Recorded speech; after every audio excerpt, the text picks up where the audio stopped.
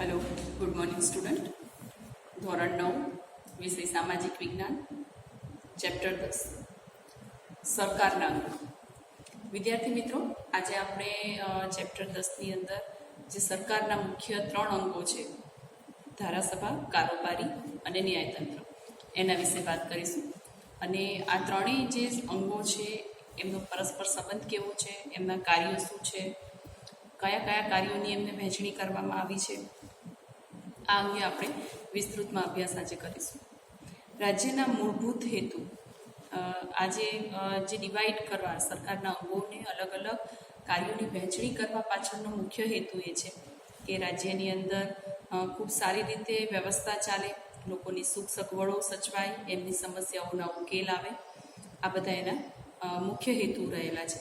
એટલે આપણે જોઈએ કે દેશની અંદર ચાહે સંસદમાં હોય કે રાજ્ય સરકાર, એટલે કે કેન્દ્ર લેવલે હોય કે રાજ્ય લેવલે હોય, આવા 3 જે અંગો જે છે અને દરેકની અલગ અલગ જવાબદારીઓ જે છે એ સારી રીતે નિભાવી શકે અને એકબીજાને સપોર્ટ કરી શકે, એવા હેતુથી આ અંગો પાડવામાં આવ્યા છે. લોકોનું સર્વતોમુખી કલ્યાણ સચવાય અને મૂળભૂત હકોનું જતન થાય, એનું રક્ષણ થાય, એ મહત્વનું છે. રાજ્યના ગતિશીલ વિકાસ સિદ્ધિ અંગે સરકારના 3 અંગોમાં ધારાસભા, કારોબારી અને મુખ્ય 3 અંગ જોવા મળે છે.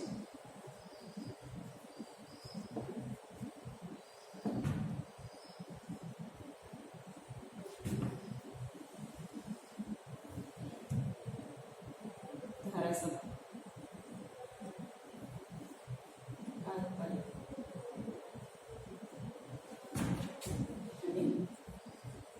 ન્યાયતંત્ર.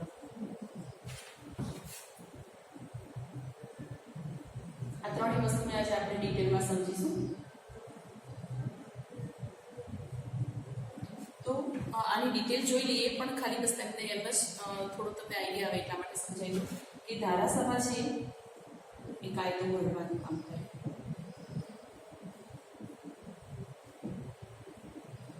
ધારાસભાનું મુખ્ય કાર્ય આપણે 7મા ધોરણમાં આના વિશે ડિટેલમાં નહીં, પણ બસ એમ ખાલી શીખી ગયા છે કે એના અંગોનું મુખ્ય કાર્ય શું હોય છે. બરાબર, આટલું ડિટેલમાં નથી જોયું. આજે આપણે વિગતવાર ચર્ચા કરીશું કે કાયદો ઘડવાનું કાર્ય કોણ કરે? ધારાસભા.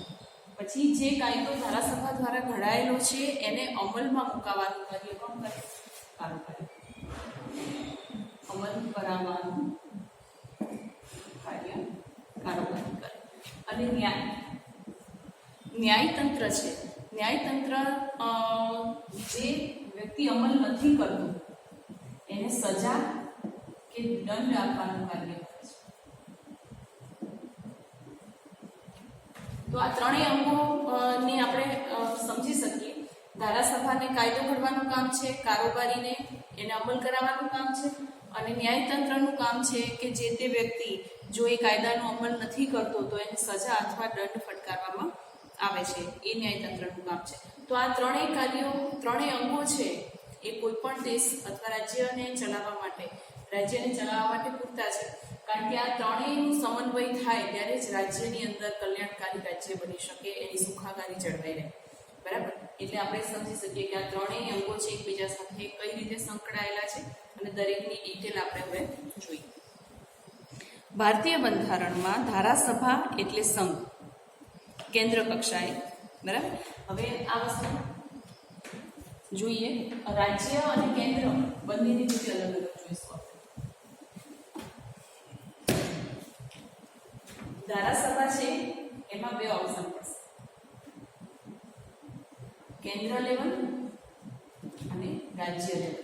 આ તમને બુક્સમાં નથી આપ્યું, આપણે વધારાનું ખાલી તમારી સમજણ માટે જ લઈએ છીએ. કેન્દ્રમાં શું કહેવાય? એને સંસદ કહેવાય. બરાબર, અને રાજ્યની અંદર એને વિધાનસભા અથવા વિધાન પરિષદ, વિધાન પરિષદ. ધારાસભા બંને જગ્યાએ હોય, રાજ્ય કક્ષાએ પણ હોય અને કેન્દ્ર સરકાર કક્ષાએ પણ હોય. તો કેન્દ્ર કક્ષાએ એને આપણે સંસદ તરીકે ઓળખીએ છીએ, જે દિલ્હીમાં છે, અને રાજ્ય કક્ષાએ વિધાનસભા 2 ગૃહો હોય, ઘણી જગ્યાએ 1 ગૃહ પણ હોય છે. મધ્યપ્રદેશ, બિહાર અને મહારાષ્ટ્ર આપણે ભારતની અંદર આ 3 જ રાજ્યો એવા છે કે જ્યાં બંને ગૃહો આવેલા છે.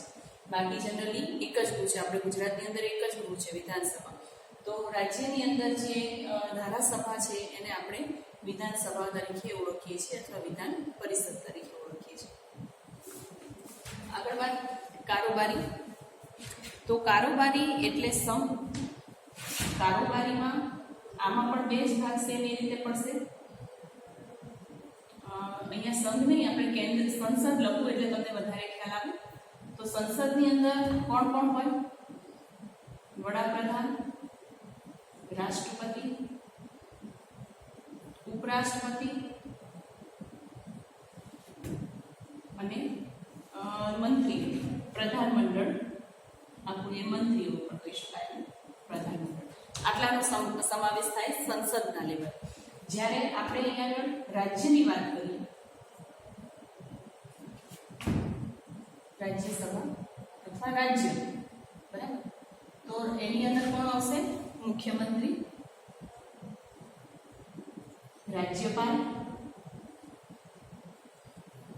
અને મુખ્ય મંત્રીમંડળ કહી શકાય. આ બધાનો સમાવેશ થાય. બંને લેવલની વાત કરું છું, બરાબર. એકલા રાજ્ય સરકારનું પૂછાય તો આવશે અને કેન્દ્ર સરકારનું પૂછાય તો આવશે. આપણે સૌ જાણીએ છીએ કે આપણું ભારત છે એક સંઘ રાજ્ય છે, બરાબર. એટલે કે કોઈ એક રાજ્યને મહત્વ અપાતું નથી. સંઘ રાજ્ય એટલે કે ઘણા બધા રાજ્યોનો એક સમૂહ, એટલે આપણે એને સંઘ રાજ્ય તરીકે ઓળખીએ છીએ. સમજાય છે કે બધા જ રાજ્યોનું એક સંચાલન મુખ્ય દિલ્હીથી થાય છે. એટલે કે બધા રાજ્યોનું કેન્દ્ર છે. બધા રાજ્યો કોને જવાબદાર છે? દિલ્હીમાં જે રહેલી સરકાર છે એને જવાબદાર છે, એને ફોલોઅપ કરે છે, એના જે ઓર્ડર છે એને ફોલો કરે છે, બરાબર. તો સંસદ અને રાજ્ય બંને અલગ અલગ અહીંયા તમને એના અંગોમાં બતાવવા આવે છે. જ્યારે આપણે ન્યાયતંત્રની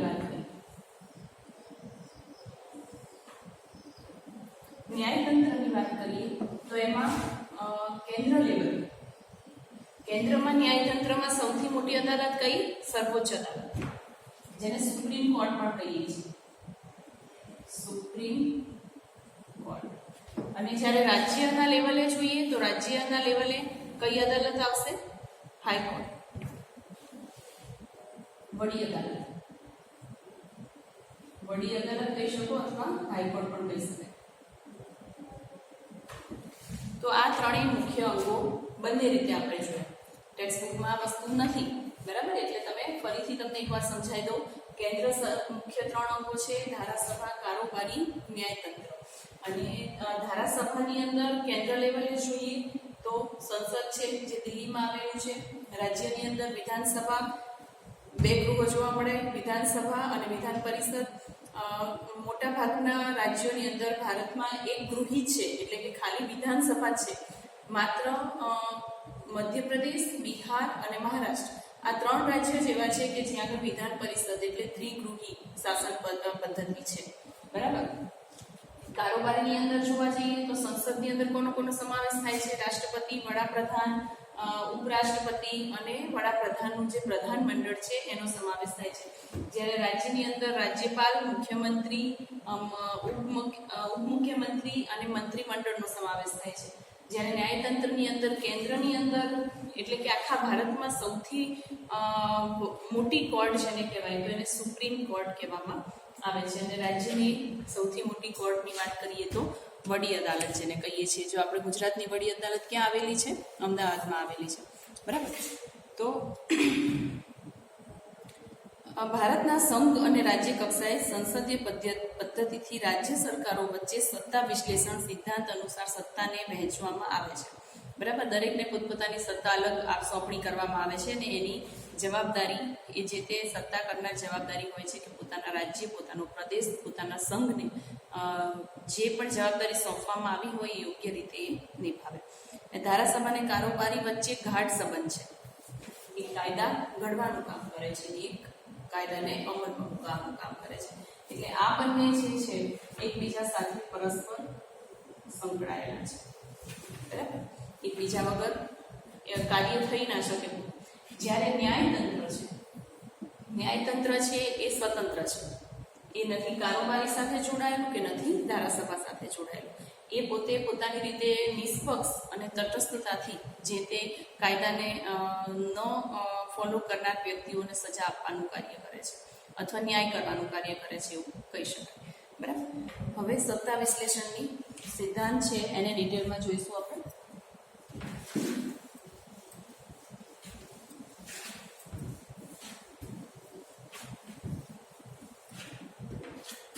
સત્તા વિશ્લેષણનો સિદ્ધાંત.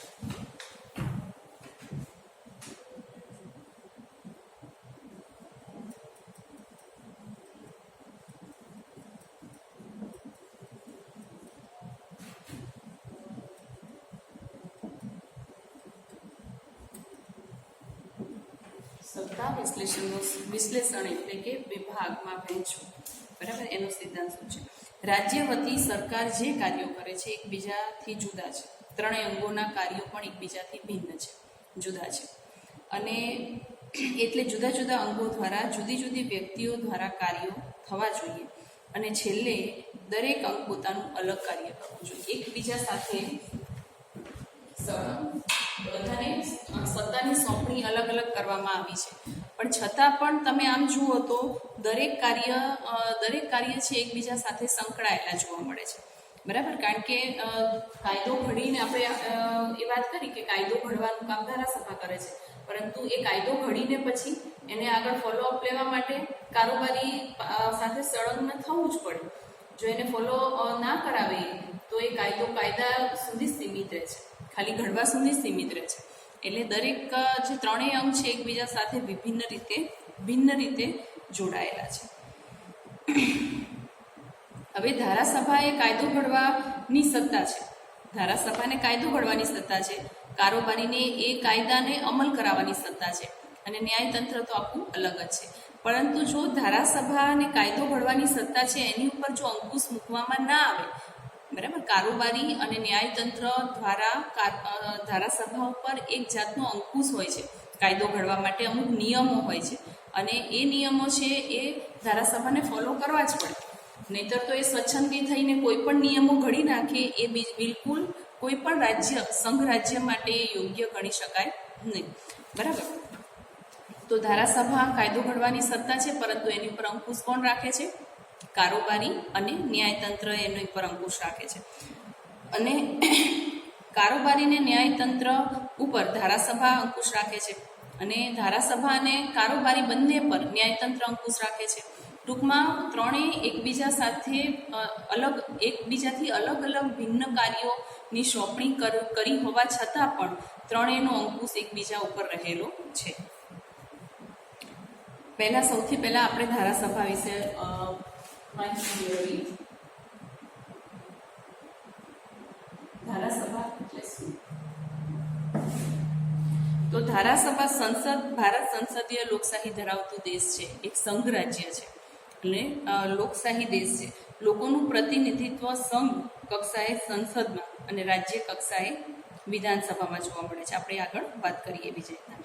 દેશની મહત્તમ અને સર્વોપરી સંસ્થા એ સંસદ છે. આખા દેશનું જે કેન્દ્ર કહી શકાય, બરાબર, તો એ ક્યાં છે? સંસદ. અને આપણી સંસદ ક્યાં આવેલી છે? દિલ્હીની અંદર આવેલી છે. બરાબર. એટલે આખા બધા રાજ્યો એ કોને જવાબદાર છે? સંસદ. એટલે ત્યાંથી એમને કામની સોંપણી કરવામાં આવે એ પ્રમાણે આખા દેશની અંદર દરેક રાજ્યની અંદર કામ થાય છે. ભારતીય સંસદમાં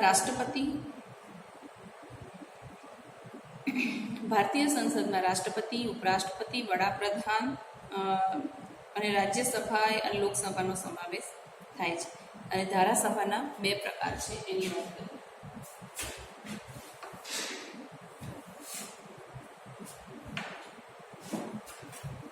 એક ગૃહી ધારાસભા,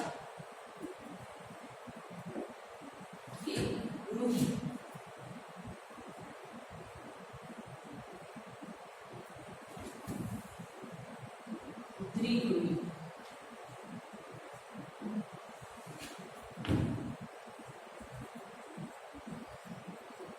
એક ગૃહી અને દ્વિગૃહી.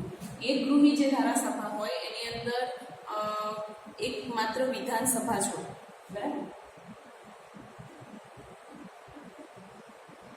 જ્યારે દ્વિગૃહી હોય એની અંદર વિધાનસભા અને વિધાન પરિષદ એવી બે સભાઓ. આપણે ગુજરાતની અંદર એક વિધાનસભા જોવા મળે છે, જ્યારે ઘણા બધા રાજ્યો એવા છે, ભારતની અંદર 3 રાજ્યો એવા છે કે જ્યાં આગળ દ્વિગૃહી પદ્ધતિ પરિષદો જોવા મળે છે. એક તો મધ્યપ્રદેશ, બિહાર અને મહારાષ્ટ્ર. બરાબર. બાકી બધા દેશના બીજા બધા જ જે રાજ્યો છે એની અંદર માત્ર વિધાનસભા એટલે કે એક ગૃહી શાસન પદ્ધતિ, શાસન વ્યવસ્થા જોવા મળે છે. બાકી મધ્યપ્રદેશ, બિહાર અને મહારાષ્ટ્ર આ 3 રાજ્યોની અંદર જ દ્વિગૃહી એટલે વિધાનસભા અને વિધાન પરિષદ એનો ઉપયોગ થાય છે. ધારાસભા એક જ ગૃહની બનેલી છે અને એક ગૃહી ધારાસભા કહેવામાં આવે છે. દ્વિગૃહીમાં 2 ગૃહની બનેલી છે અને એને દ્વિગૃહી ધારાસભા કહેવામાં આવે છે. સંઘ કક્ષાએ ધારાસભા ઉપલું ગૃહ. સંઘ કક્ષાએ ધારાસભાના પણ 2 પાછા વિભાગ હોય છે, ઉપલું ગૃહ અને નીચલું ગૃહ.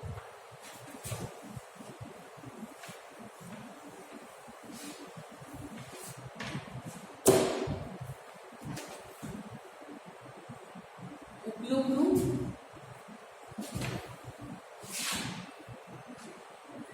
ને નીચલું ગૃહ. ઉપલું ગૃહ છે એ રાજ્યસભા કહેવાય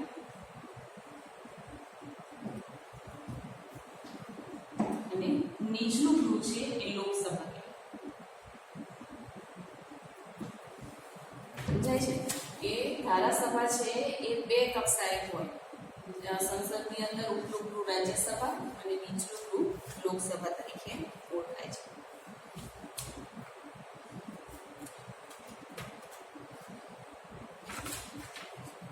હવે કેન્દ્ર સરકારની અંદર ધારાસભા, આપણે અહીંયા આગળ કેન્દ્રની જ વાત કરી લઈએ.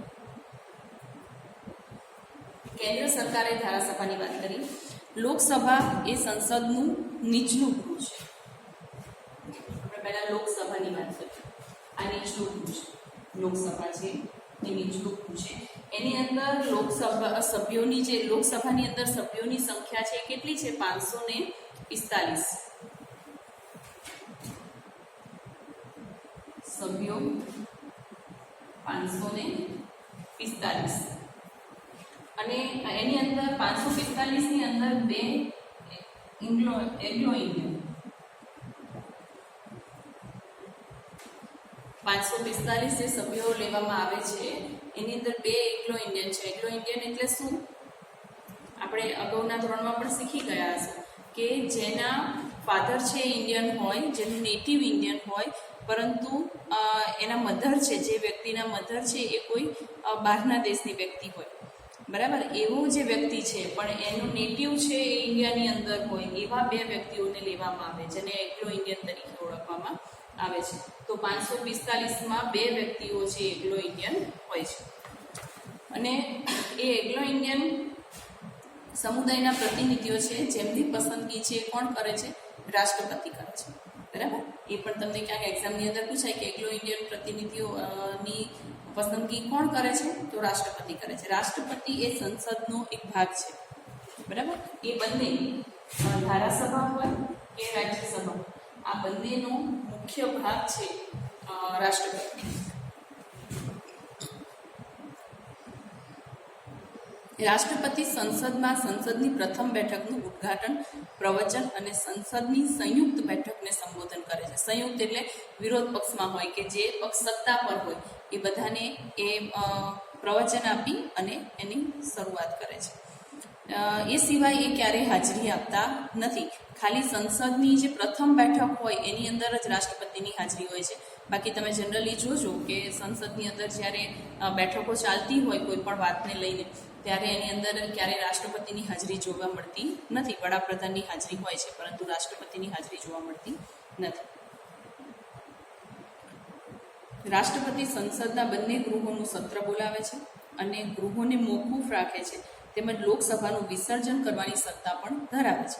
રાષ્ટ્રપતિની સત્તા ઓન પેપર વધારે હોય, જ્યારે મહત્વના નિર્ણય છે એ કોણ લે છે? વડાપ્રધાન લે છે.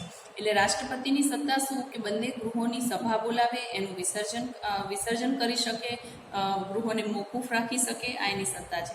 સંસદના બંને ગૃહોમાં ત્રણેય વાંચનમાંથી પસાર થયેલા ખરડા ઉપર, ત્રણેય વાંચન, એ આપણે ખરડો કેવી રીતે પસાર થાય છે એની ડિટેલ પણ આ જ ચેપ્ટરની અંદર લઈશું આપણે. તો એ જે ત્રણેય કોઈ પણ ખરડો છે એ કાયદો ક્યારે બને એ વસ્તુ સમજીએ. ત્રણ ખરડામાંથી એ જે તે વિચાર છે એ પસાર થાય, અને એ ખરડો છે એ કાયદો ક્યારે બને? રાષ્ટ્રપતિની સહી થાય પછી જ એ ખરડો છે એ કાયદો બને. લોકસભા એ કાયમી ગૃહ નથી. લોકસભા જે છે એ કાયમી ગૃહ નથી.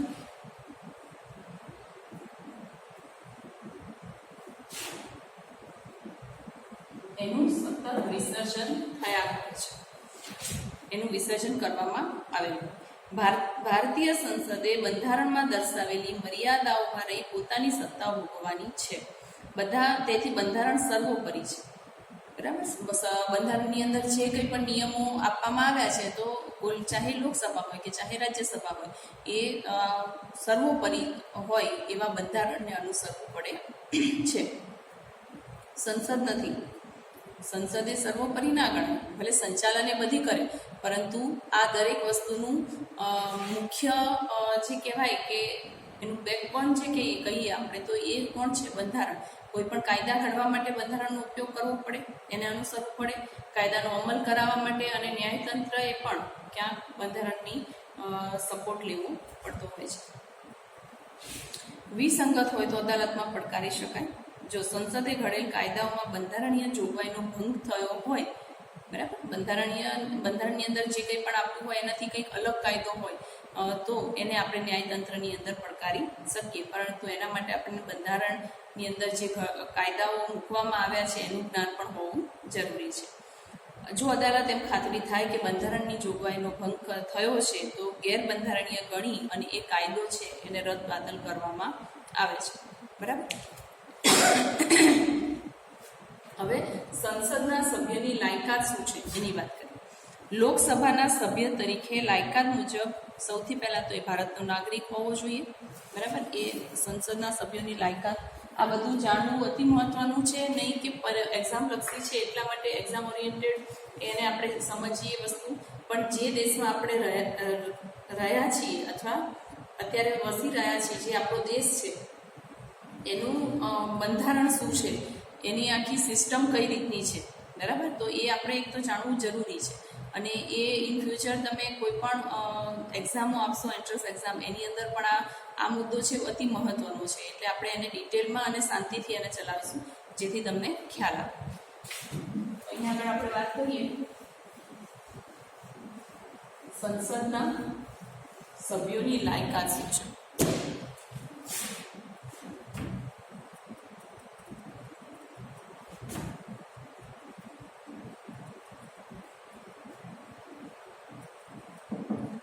સંસદના સભ્ય બનવા માટે શું લાયકાત જરૂરી છે?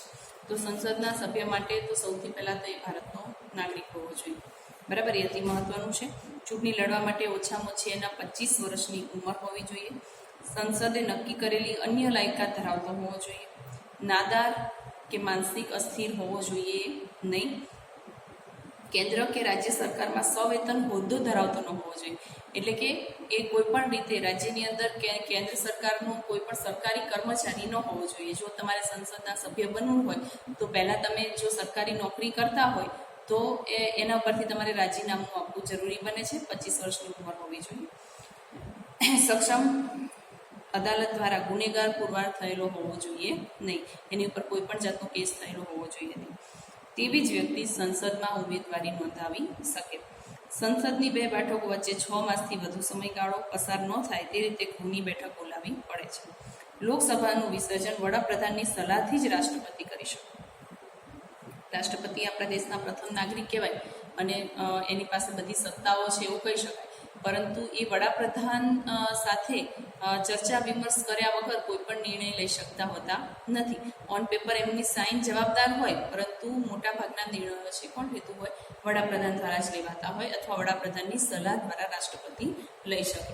બરાબર, એટલે એ જે બેઠક બોલાવવી કે બેઠકનું વિસર્જન કરવું, આ બધું જે પણ સત્તાઓ છે એ ખાસ કરીને રાષ્ટ્રપતિ વડાપ્રધાનની સલાહ ઉપર જ કરતા હોય છે.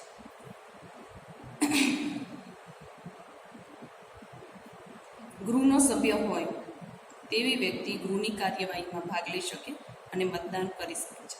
પરંતુ મંત્રીમંડળનો કોઈ સભ્ય સંસદના નીચલા ગૃહનો સભ્ય ન હોય તો પણ બંને ગૃહની ચર્ચામાં ભાગ લઈ શકે છે. મંત્રીમંડળનો જે કોઈ પણ સભ્ય હોય એ ભલે ગૃહનો સભ્ય નથી હોતો, લોકસભાનો સભ્ય ન હોય, પરંતુ એ બંને ગૃહોની અંદર ચર્ચાની અંદર ભાગ લઈ શકે છે. પરંતુ જે ગૃહમાં સભ્ય હોય તે જ ગૃહમાં મતદાન કરી શકે છે. જે ગૃહનો સભ્ય હોય, ચાહે આપણે જે બે ગૃહો જોયા એમાંથી એક લોકસભાનો હોય કે ધારાસભાનો હોય, એટલે કે રાજ્યસભાનો હોય, તો એ બંને ગૃહોમાંથી ચર્ચા તો બંનેમાં કરી શકે, પરંતુ ખાલી મત આપવાનો અધિકાર પોતાના ગૃહની અંદર જ હોય છે. લોકસભામાં ગુજરાતની 26 બેઠકો છે અને લોકસભાની મુદ્દત 5 વર્ષની હોય છે. અગાઉ રાષ્ટ્રપતિ તેને વિખેરી નાખી શકે છે. બરાબર, લોકસભાને ધારાસભા જે હોય છે એને વિખેરવાની સત્તા છે કોની પાસે હોય છે? ખાલી રાષ્ટ્રપતિ પાસે જ હોય છે. અને એની મુદ્દત આમ તો 5 વર્ષની હોય છે, પરંતુ એ પહેલાં જો રાષ્ટ્રપતિને એવું લાગે તો એ રાષ્ટ્રપતિ છે એ આખી જે ધારાસભા છે એને વેરવિખેર કરી શકે લોકસભાને. અને લોકસભાની 26 બેઠકો છે સંસદની અંદર. બરાબર, 545માંથી 26 બેઠકો ગુજરાતની છે. એટલે ધારો કે એને વિખેરી નાખે અને પછી રાષ્ટ્રીય કટોકટી જાહેર થાય છે. ઇન્દિરા ગાંધી વખત રાષ્ટ્રીય કટોકટી જાહેર થયેલી, બરાબર, તો આવું પણ બની શકે. અને રાષ્ટ્રીય કટોકટી 1 વર્ષ સુધી લંબાવી શકે છે. એની મહત્તમ મર્યાદા 1 વર્ષની છે. રાષ્ટ્રપતિ લોકસભાનું વિસર્જન કર્યું હોય તેવા પગલાંને અદાલતમાં પડકારી શકાતું નથી. ઘણીવાર રાષ્ટ્રપતિ જ્યારે આ રીતનું કટોકટી જાહેર કરે તો એને આપણે, રાષ્ટ્રપતિ છે એ મુખ્ય આપણો નાગરિક કહેવાય, તો એને આપણે પડકારી શકીએ નહીં. બરાબર, અદાલતની અંદર એને પડકારી શકાતા નથી. પરંતુ મોટાભાગે રાષ્ટ્રપતિ એ કોઈ પણ નિર્ણય લેતા પહેલાં પ્રધાનમંડળ અને પ્રધાનમંત્રી આ બધાનું યોગ્ય માર્ગદર્શન અને યોગ્ય સલાહ લીધા પછી જ એક આટલા મોટા નિર્ણયે પહોંચે છે. કારણ કે રાષ્ટ્રની કટોકટી એ કંઈ નાની એવી વાત હોતી નથી. એના માટે બહુ જવાબદારીપૂર્વક આ નિર્ણય લેવાનો હોય છે. તો એ વાત થઈ. કોરમની વાત કરીએ. કોરમ એટલે ગૃહની કાર્યસાધક સંખ્યા. ગૃહનું કામકાજ હાથ ધરવા અને ચાલુ રાખવા કુલ સભ્યોમાંથી હાજર સભ્યોની સંખ્યા. જે કોરમ એટલે શું? તો જે કુલ સભ્યો હોય છે, જેમ કે 545, તો એમાંથી કુલ સભ્યો 545ના 1/10 એટલે કે 55 સભ્યોની સંખ્યા ગૃહમાં હાજરી જરૂરી ગણાય છે. જ્યારે રાજ્યસભામાં 545 છે. કોરમ એટલે શું? એટલે કે ટોટલ જેટલી સંખ્યા છે લોકસભાની, કેટલી? 545. તો 545ના 10% એટલે કેટલા?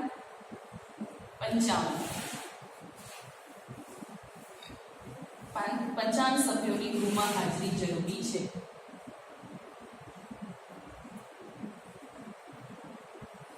એને આપણે શું કહીશું? કોરમ. 10% હાજરી હોવી જરૂરી છે. એવી જ રીતે રાજ્યસભાની વાત કરીએ તો રાજ્યસભાની અંદર 250 સભ્ય સંખ્યા છે. એના 10% કરીએ, બરાબર, તો એ 10%માં 25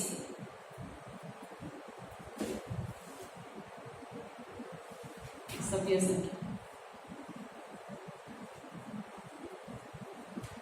જેટલી ટોટલ હાજરી હોય એના 10% કરવાથી જે આટલા સભ્યો છે એટલા તો ઓછામાં ઓછા હોય તો જ બેઠક બોલાવી શકાય.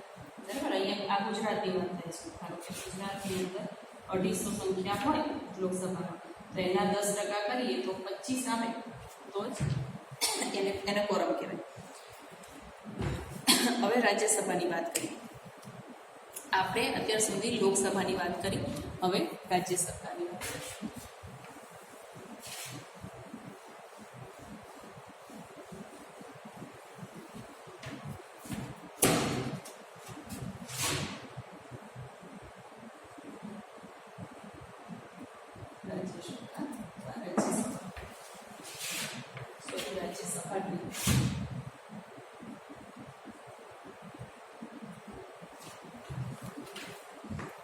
રાજ્યસભા એ સંસદનું ઉપલોકું છે. આપણે આગળ જોયું તે રાજ્યોનું પ્રતિનિધિત્વ ધરાવતું રાજ્યગૃહ છે, ધારાગૃહ છે. રાજ્યસભામાં 250 વધે નહીં એટલા સભ્યોની જોગવાઈ કરવામાં આવી છે.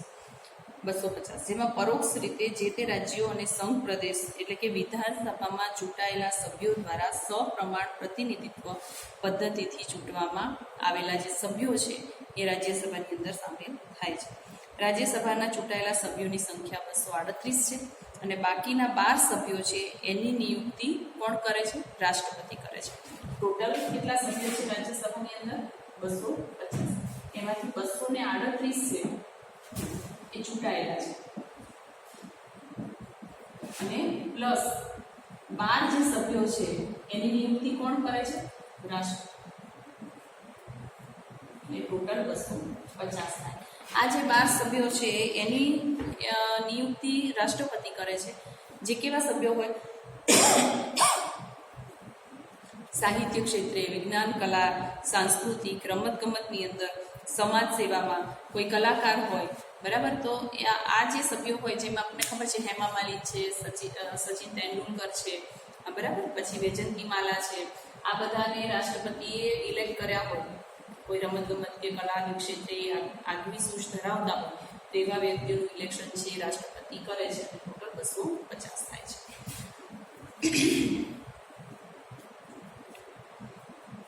કોઈ એક વ્યક્તિ એક સાથે 2 ગૃહનો સભ્ય થઈ શકે નહીં, બરાબર. લોકસભા અને રાજ્યસભા બંને ગૃહનો સભ્ય થઈ શકે નહીં.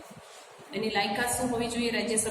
રાજ્યસભાના સભ્ય થવા માટે વ્યક્તિ ભારતની નાગરિક હોવી જોઈએ, 30 વર્ષ કે તેથી વધુ ઉંમર હોવી જોઈએ, નાદાર કે માનસિક હાલત એની ઓકે હોવી જોઈએ, અસ્થિર હોવો જોઈએ નહીં, ગુનેગાર હોવો જોઈએ નહીં, અને સંસ્થામાં સવેતન એટલે કે કોઈ પણ સરકારી કર્મચારીએ હોવો જોઈએ નહીં.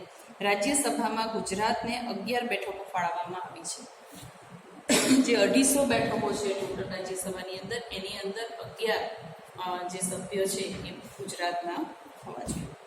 રાજ્યસભા એ કાયમી ગૃહ છે. તેનું વિસર્જન ક્યારેય થતું નથી. લોકસભાનું વિસર્જન થાય છે, 5 વર્ષે ચૂંટણી થાય છે. રાજ્યસભાનું વિસર્જન થતું નથી. એને વિખેરી શકાતું પણ નથી. રાજ્યસભામાં 1/3 જે સભ્યો છે એ દર બીજા વર્ષે નિવૃત્ત થાય છે અને એટલી સંખ્યામાં સભ્યોની ચૂંટણી ફરીથી કરવામાં આવે છે. એટલે 2/3 છે એને કાઢી નાખવામાં આવે અને ફરી 2/3 સભ્યો છે એની ચૂંટણી દ્વારા એની અંદર આવે છે.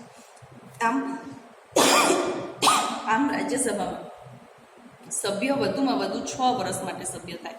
પછી પેલા જૂના જે હોય એ ફરી પાછા 2/3 કાઢવામાં આવે અને આ રીતે આખી સાયકલ થતાં 6 વર્ષે બધા સભ્યો એમાંથી નીકળી અને 6 વર્ષે ટોટલ નવા સભ્યોની અંદર ભરતી થાય છે.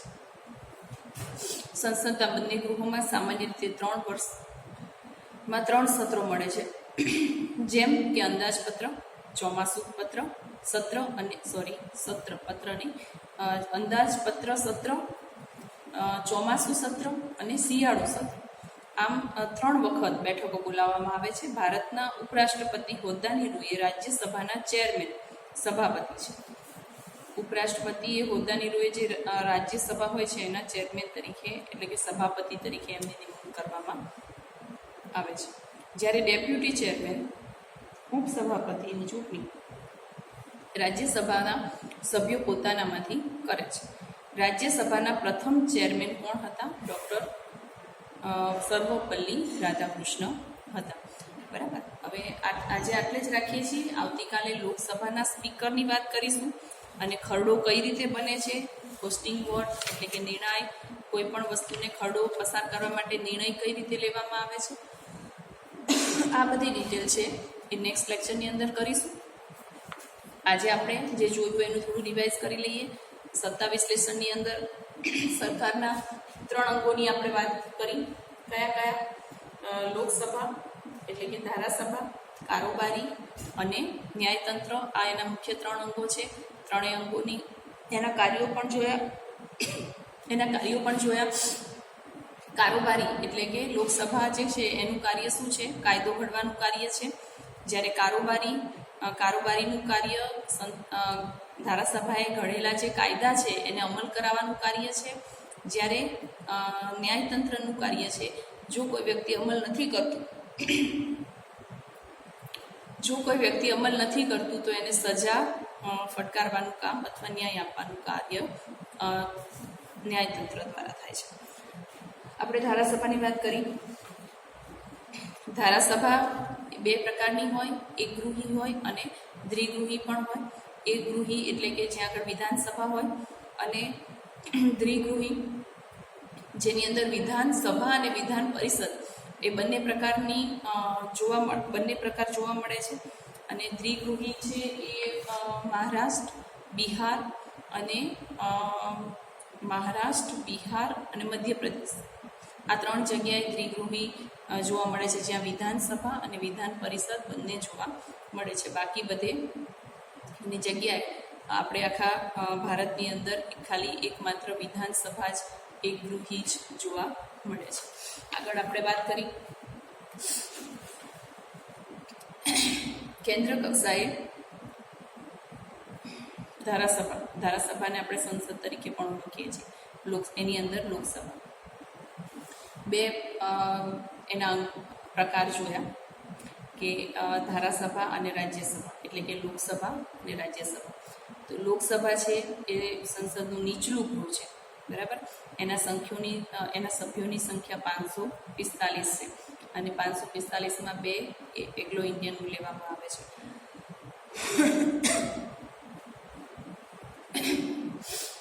અને જ્યારે બંને ગૃહોમાંથી કોઈ પણ વિચારને જ્યારે કાયદો બનાવવો હોય તો બંને ગૃહોમાંથી પસાર થવું પડે. રાજ્યસભામાંથી પણ થવું પડે અને લોકસભામાં થવું પડે. પણ આ બંને ગૃહોમાંથી પસાર થયેલો જે ખરડો છે એ કાયદો ક્યારે બને? રાષ્ટ્રપતિની સાઇન થાય એ પછી જ એ ખરડો છે એ કાયદાની અંદર પરિવર્તિત થાય છે. સંસદના સભ્યોની લાયકાત જોઈએ કે 25 વર્ષથી વધુ હોવો જોઈએ, ભારતનો નાગરિક હોવો જોઈએ, અસ્થિર મગજનો ન હોવો જોઈએ, કોઈ પણ સરકારી હોદ્દા પર ન હોવો જોઈએ, બરાબર. આ બધી વાત કરીએ આપણે. અને સંસદના જે સભ્યો છે લોકસભાના, એનું વિસર્જન થાય છે. દર 5 વર્ષે નવા સભ્યો આવે છે ચૂંટણી દ્વારા. અને લગભગ રાષ્ટ્રપતિ જ એક લોકસભાનું વિસર્જન 5 વર્ષ પહેલાં જો કરવા માંગે તો કરી શકે છે, પરંતુ એમાં પણ વડાપ્રધાનની સંમતિની એમને જરૂર પડે છે. સંસદના જે લોકસભાના સભ્યો છે એમાં અમુક બંને પક્ષમાં ચર્ચામાં ભાગ લઈ શકે, પરંતુ જ્યારે મત આપવાનો વાત હોય તો એ પોતાના ગૃહની અંદર જ મત આપી શકે છે. લોકસભાની અંદર 26 બેઠકો ગુજરાતની છે.